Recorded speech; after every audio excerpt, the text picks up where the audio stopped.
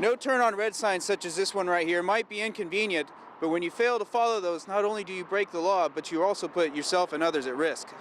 Now, for those of you with artificial trees, you're not out of the woods. Even fake trees come with their own set of hazards.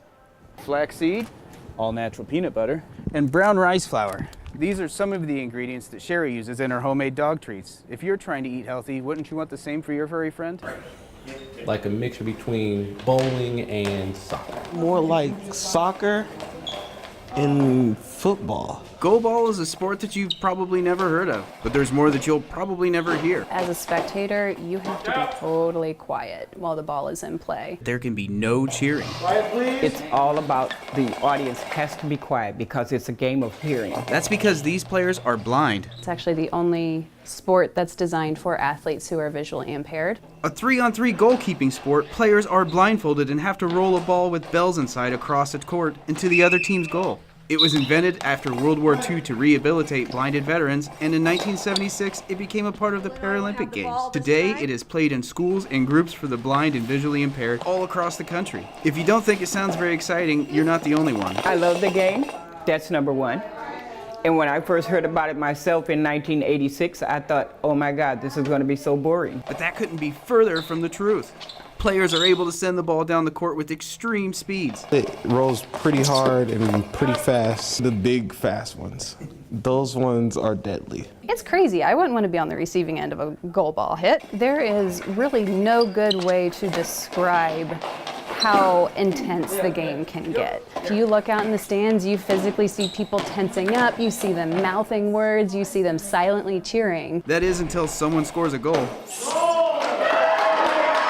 The blind aren't the only ones encouraged to play in this sport. The visually impaired can play or the sighted can play because we all wear blindfolds. If you can get out there and play the sport, then I would say go do it. Experience what it's like to be one of us out there. Just to orient yourself without being able to see the court that you're playing on. And then with the introduction of a ball that you can't see, you have to listen to it to try to catch it. It's just unbelievable. In St. Louis, Joe St. Clair, KHQA News. Meet Nick. Oh, Nicholas, doesn't matter. Nick is a special needs client of Transitions in Quincy. He got an invite to Care Carnival from the Knights of Columbus. Nick says he's been looking forward to this day for 2 years. That's just my second year. The carnival began in 2015, and organizers are glad to bring the event back after a hiatus last year. It's just a wonderful event that they look forward to. Michelle Obert is the coordinator of adult services at Transitions. She says this is the only way some of her clients can enjoy the carnival. If this wasn't offered to them, they probably wouldn't even come out here. She says people with special needs have a hard time getting to events like this. Until the last couple of years, they haven't all experienced it, and it's something that they look forward to.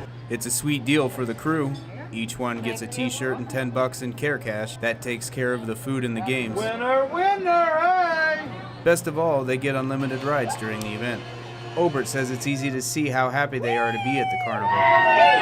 You could just talk to anybody and they're going to be smiling today. As for Nick, he says the story needs to wrap up so that he can get on his first ride. Now I'm going to get on it after this. In Quincy, Joe St. Clair, KHQA News.